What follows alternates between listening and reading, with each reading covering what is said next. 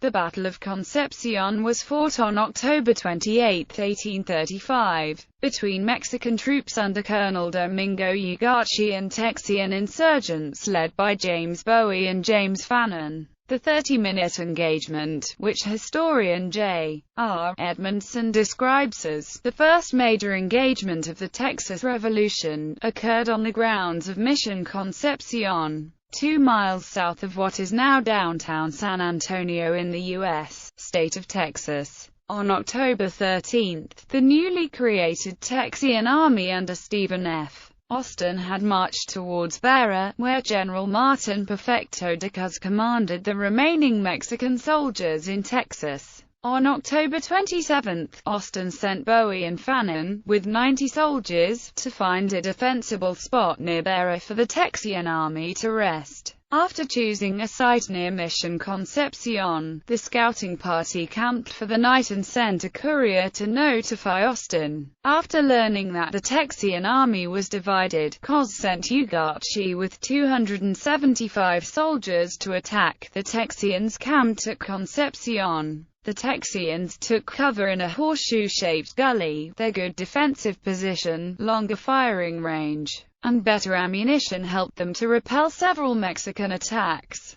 and the Mexican soldiers retreated just 30 minutes before the remainder of the Texian army arrived. Historians estimate that between 14 and 76 Mexican soldiers were killed, while only one Texian soldier died. Background: the newly organized Texian army, determined to put a decisive end to Mexican control over Texas, began marching towards San Antonio de Beara on October 13, 1835. Days earlier, General Martin Perfecto de Cuz, brother-in-law of the Mexican president, had arrived in Beara to take command of all the Mexican forces in Texas. By October 20, the Texians, led by Stephen F. Austin, the first empresario to bring English-speaking settlers to Texas, had reached Salado Creek and initiated a siege of Bearcutexar. To keep the Texians from examining Mexican defensive measures, Mexican troops attempted to restrict access to and from the city.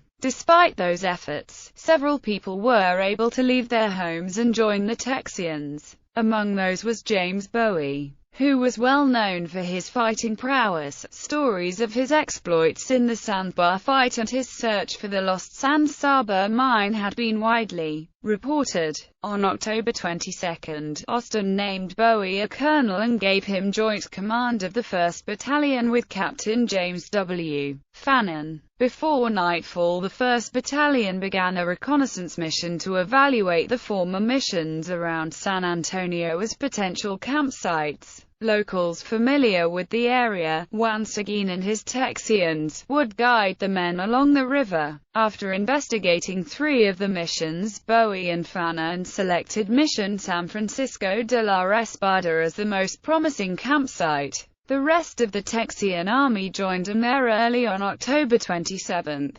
Eager to move closer to Beara, Austin immediately sent Bowie and Fannin to find a good defensive spot for the army to rest that night. Prelude: Bowie and Fannin were accompanied by 90 soldiers, divided into 4 companies led by Captains Andrew Briscoe, Robert Coleman, Michael Goheen, and Valentine Bennett. The group took a northerly route, following the San Antonio River past Missions San Juan and San Jose. Along the way they encountered a small party of Mexican scouts, who retreated to Beara after a brief skirmish. Approximately 2 miles from San Antonio de Beara and 6 miles from the Texian camp at Espada, the Texian scouting party stopped at Mission Concepcion. 500 yards west of the mission, the San Antonio River curved in a small horseshoe shape, with the 2 sides of the river's curve approximately 100 yards apart. According to historian Alwyn Barr, trees shaded both sides of the broad river bottom, which lay about 6 feet below the level of the rolling prayer sick nearby. Rather than return immediately to Austin, as their orders specified,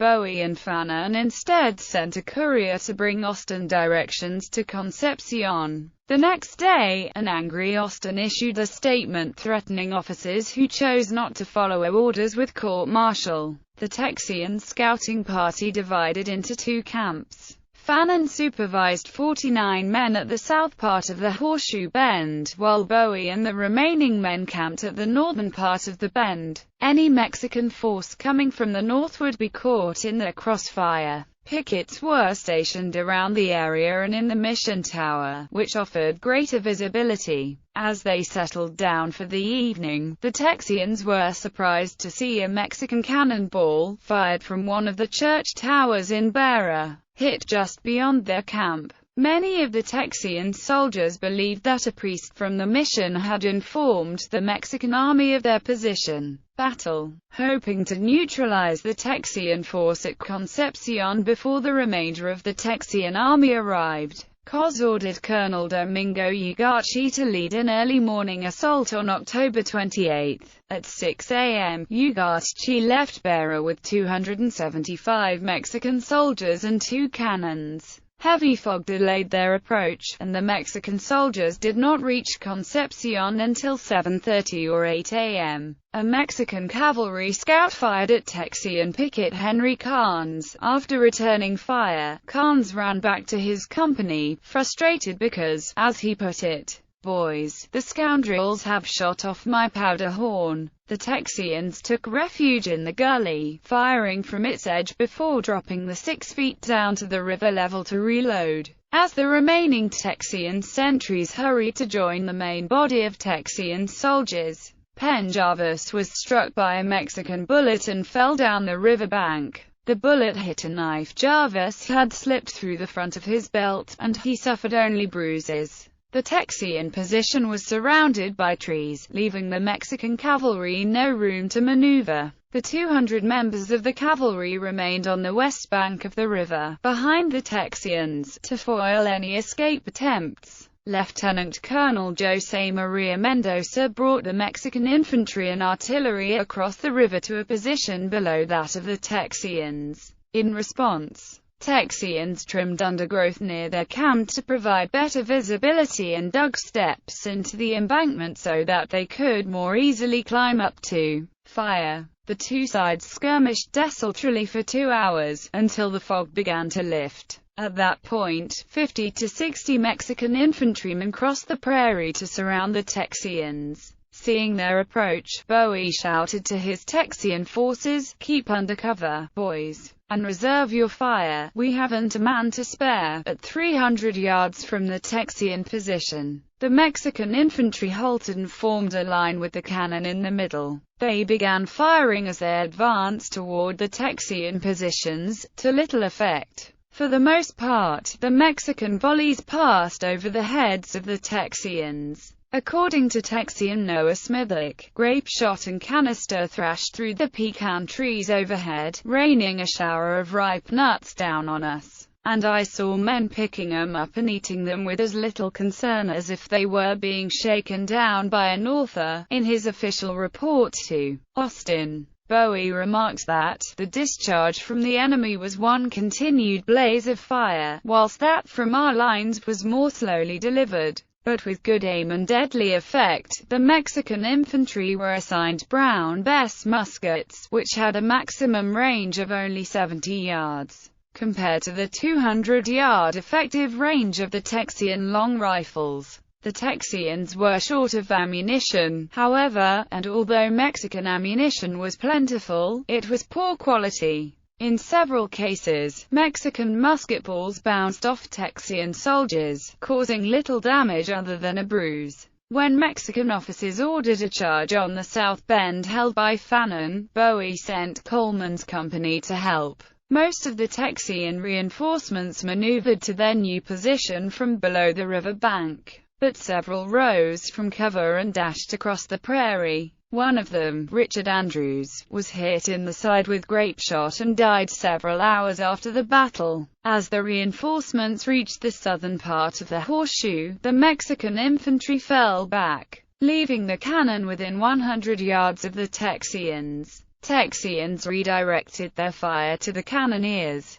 After 3 different sets of gunners were killed or wounded, the cannons were abandoned. The Mexican infantry attempted 3 attacks. All were repulsed. As the Mexican buglers called for a retreat, the infantry fell back beyond Texian rifle range. The Mexican cavalry was sent to retrieve wounded men and the cannon. As the cavalry approached, Bowie led a charge onto the prairie. The Texians quickly captured the cannon and turned it on the fleeing Mexican soldiers. Grape shot killed one of the mule drivers, causing his caisson to go out of control and careen through the shattered Mexican ranks. The battle had lasted only 30 minutes. Aftermath. Austin had intended to reunite the 2 parts of his army early on October 28, but the group camping at Mission Espada had delayed their departure to unsuccessfully pursue a company that had deserted. Lieutenant Colonel William Barrett Travis and his company of cavalry rode ahead of the main body of the army. When they reached Concepción, the Mexican army was still visible in the distance. The small band of Texian cavalry pursued, but the Mexican soldiers reached Beira safely. Less than 30 minutes after the battle ended, the rest of the Texian army arrived.